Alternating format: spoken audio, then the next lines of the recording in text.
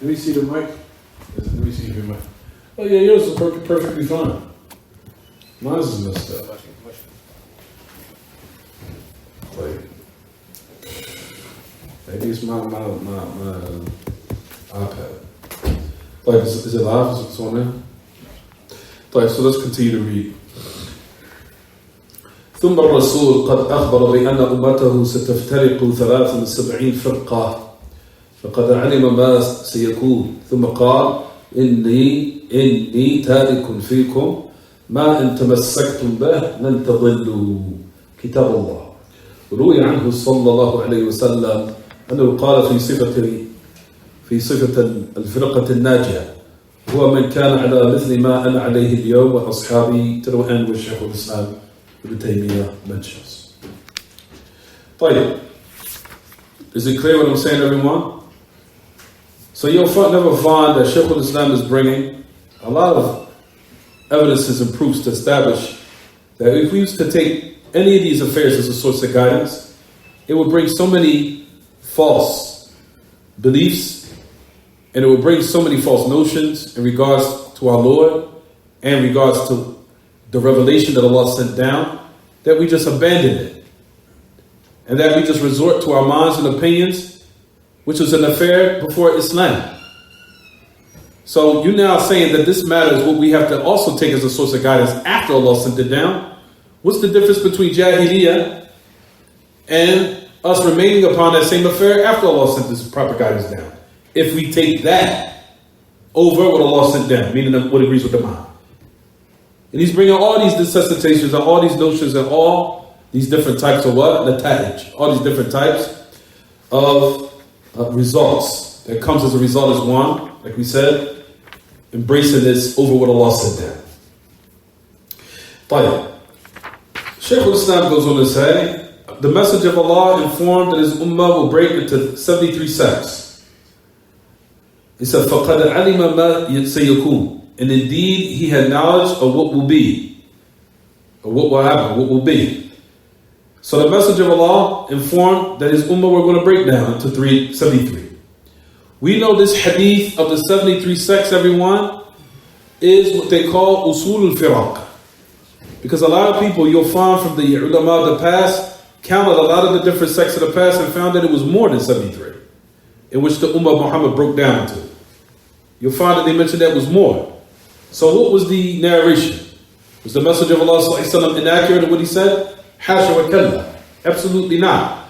They say that the hadith here brings the origin of those foundations, and that each foundation broke off into other groups. Or each group broke off into different groups. Like the Khawarij, you'll find that the Khawarij break down to different groups of what was mentioned in Al-Milal wal-Nihal by Ibn Hazm and Al-Shahrastani, that there was groups from the Khawarij called the Najdat. They were Khawarij. Then you have groups from the Khawarij called the Ibadiyah, who are still present to this day. A lot of them are prevalent in Oman, a country called Oman. They're Ibadiyah. Then you have a group from the Khawarij called, like we said, the Najdat. The Najdat, where some of them would declare an individual to be outside the fold of Islam for certain sins, not all sins. Certain sins. But at the end of the day, the affair pertaining to declaring a Muslim to be an unbeliever as a result of it is still the same, returning back to the origin of that group, which is who? The Khawarij. So, the Prophet ﷺ, when he mentioned the 73 sects, those were the foundations of the groups, not all of them, except that they were what? More than that. Each group that the Messenger of Allah mentioned all broke down into more. So when we say 73 sects, they're called usul al-firaq, the origin of those groups that deviated. But if you read the books such as Milal wal-Nihal, you'll find that they're way more. Is it clear, everyone? طيب. So the Messenger of Allah ﷺ said, قد أخبر بي أن أمته ستفترق 73 فرقة. And indeed he knew what will be, in which based upon what Allah mentioned and revealed to him. We mentioned and said that the message of Allah ﷺ and what was revealed to him of affairs of the unseen, it's not called the ghaib mutlaq. What the Messenger of Allah sallallahu alaihi wasallam, when he received a revelation in which Allah gave him of the unseen, was called ghaib nisbi. It was called relative ghaib, relative unseen affairs, meaning in regards to the Messenger of Allah. In regards to us, it is ghaib mutlaq. It's absolute what? Affairs that's from the unseen. Meaning affairs that didn't happen yet. Or the affairs pertaining to paradise and the affairs pertaining to the hereafter. That in regards to us, that's ghaib mutlaq. In regards to us, that's ghaib mutlaq. Ghaib mutlaq. As absolute, consider what? Absolute affairs from the unseen. From us in regards to our perspective. Which I'll explain that in a minute. Don't worry. Matter of fact, I'm going to have to stop. I'm going to explain that next class tomorrow because I think we have to stop because we're going to pray. No, that came in about 20 minutes ago. 25 minutes. But the Messenger of Allah sallallahu that we know from the affairs of the usul al-firaq of the 73 sects is also affairs that say that what will happen, affairs that will happen close to the day of resurrection. So that's also an affair that is what? Not only from the unseen, which happened, but also is from the affairs in which the Messenger of Allah ﷺ said, pertaining to his ummah, that the hour is also drawing close, that his ummah will what? Break down into all these different sects, and all of them will be in the hellfire, and that one sect will be saved from amongst them, in which the Shaykh al-Islam have mentioned, which we'll talk about in a little bit more detail later.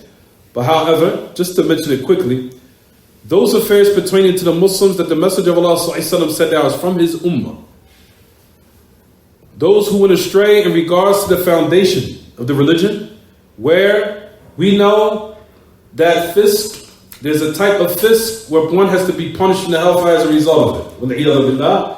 There's fisk in i'tiqad. And there's also fisk in a'mal. There's fisk in regards to one's belief. One can have big fisk in regards to their belief, which is the worst type of fisk. Then you have the fisk of sins, such as fornication, adultery, the usage of drugs, which also is punishable by the hellfire. We also have to protect us from it. The fisk in i'tiqad is what's speaking about here in this hadith. The fisk in i'tiqad were those who deviated from the belief of the Messenger of Allah and the companions, and if they die upon it, they can be punished in the hellfire from it. Will they abide in the hellfire forever? No. Due to the fact that they also believe, like I said, in paradise. They believe in hellfire from some of them, depending on if they deny it or what have you, or reject it, if it necessitates that they're removed from the fold of Islam, or what have you. They will be punished in the hellfire, have to be purified of their belief. Then it will be removed due to the fact that the Messenger of Allah said that they're still from his ummah. But due to the fact that they still have to be what? Punished.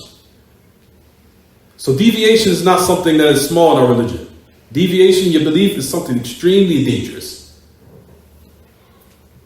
So the affair of coming on the day of resurrection saying, no, Allah, I did not believe that you had hands. No, I didn't believe that.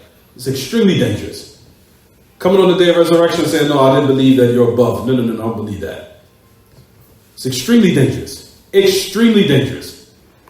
Because you did not meet Allah with a sound heart. Allah subhanahu wa ta'ala said the individual that will be what? The one who will benefit is the one who comes to Allah with a sound heart. Sound heart, free from kufr, shirk, and bid'ah, and all these types. So it's not just the meaning of sins, as some of the people tahazzub from the deviation that they put in perspective saying, no, it's just about sins. That's just one aspect. What's worse than that is meeting Allah with some defect in your belief. That's one way on another higher level of sins. We'll stop here, inshallah. We'll talk about the rest of this hadith tomorrow. But stop here. I guess we have to use your system, Sabir, because your system is way more effective than mine. So I don't know what's wrong with my iPad. We'll stop here. Any questions about the lesson? Tafadhal, Sabir. Nisbi. We'll talk about that tomorrow. The ghaib breaks down, you have ghaib mutlaq and you have ghaib nisbi. Relative. unseen affairs, if you want to translate for lack of better words. Meaning, in regards to the message of Allah, we'll talk about this in detail tomorrow. In regards to the message of Allah, it was nisbi. Meaning, in regards to the creation, not in regards to Him. Due to the fact that Allah allowed Him to see it. In regards to us, is what? It's mutlaq. It's absolute, unseen. For those affairs that have not happened yet. Or those affairs from paradise or hellfire and the likes. Or the angels to the end of it. That's ghayb mutlaq. It's absolute unseen. Talk about all that in detail tomorrow, inshallah. No. One quick question. If you try to get somebody dollars, concerning this, trying to get somebody dollars. No, it's not concerning me. تفضل. I know you. تفضل. I know. تفضل. If you try to get somebody dollars and they got a problem with like an ayah inside the Quran, don't they take them out of food or something? Not necessarily. Not necessarily? Not necessarily. It could be jahil. It could be ignorant. He could have been misled by some evil individuals or evil scholars upon deviation. That's why we say for a person to be declared to takfir, you have to fulfill all the conditions of takfir, and all those barriers that keep him in the fold of it has to also be removed. Meaning you have to establish upon him. So from those affairs that will keep him in the fold of Islam, he might be ignorant, or he might be around people that misguided him or misled him. All those things have to be investigated, but you should never run to rush to declare takfir on anyone. Unless it's clear. Like if a person came to you and said clearly and say, I don't believe in the book of Allah, or there's something that's something clear. But in regards to that, those matters that you're speaking about, You don't get no. that? It's clear. I know exactly what you said. Yeah. Anything else? Continue tomorrow, inshallah. Right, وصلى الله وسلم وبارك على نبينا محمد وعلى آله وصحبه. سبحانك اللهم وبحمدك أشهد أن لا إله إلا أنت أستغفرك وأتوب إليك.